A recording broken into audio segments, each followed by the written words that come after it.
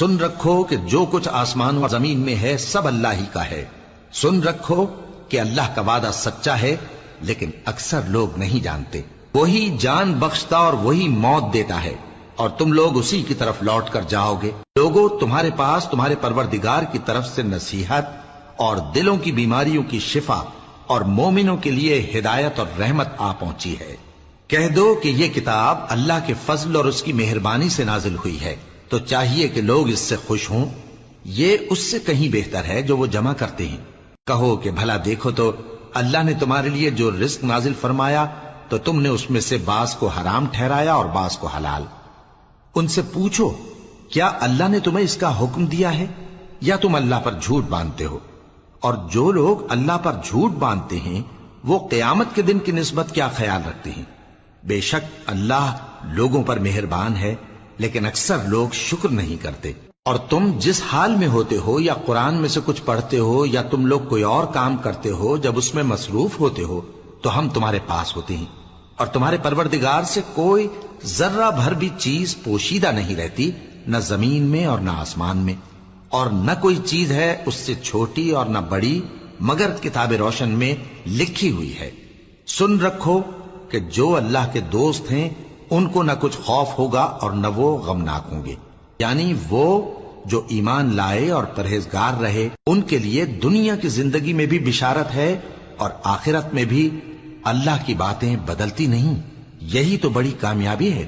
اور اے پیغمبر، ان لوگوں کی باتوں سے آزردہ نہ ہونا، کیونکہ عزت سب اللہ ہی کی ہے، وہ سب کچھ سنتا ہے، جانتا ہے۔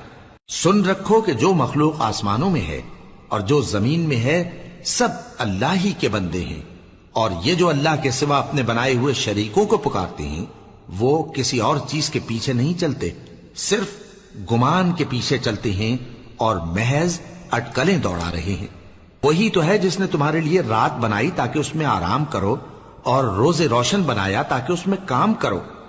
جو لوگ قوت سماعت رکھتے ہیں ان کے لیے اس میں نشانیاں ہیں۔ بعض لوگ کہتے ہیں کہ اللہ نے بیٹا بنا لیا ہے، اس کی ذات اولاد سے پاک ہے، وہ تو بے نیاز ہے، جو کچھ آسمانوں میں اور جو کچھ زمین میں ہے سب اسی کا ہے۔ اے افطرا پردازو، تمہارے پاس اس قول باطل کی کوئی دلیل نہیں ہے، کیا تم اللہ کی نسبت ایسی بات کہتے ہو جو جانتے نہیں؟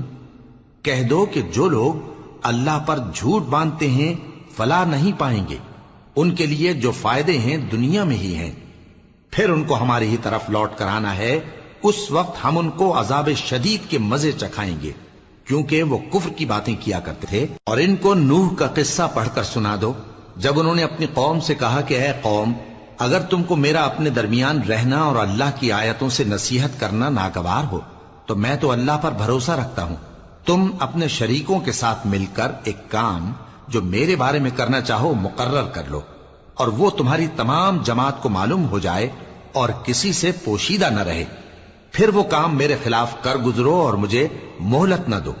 اب اگر تم نے منہ پھیر لیا تو تم جانتے ہو کہ میں نے تم سے کچھ معاوضہ نہیں مانگا، میرا معاوضہ تو اللہ کے ذمے ہے، اور مجھے حکم ہوا ہے کہ میں فرما برداروں میں رہوں۔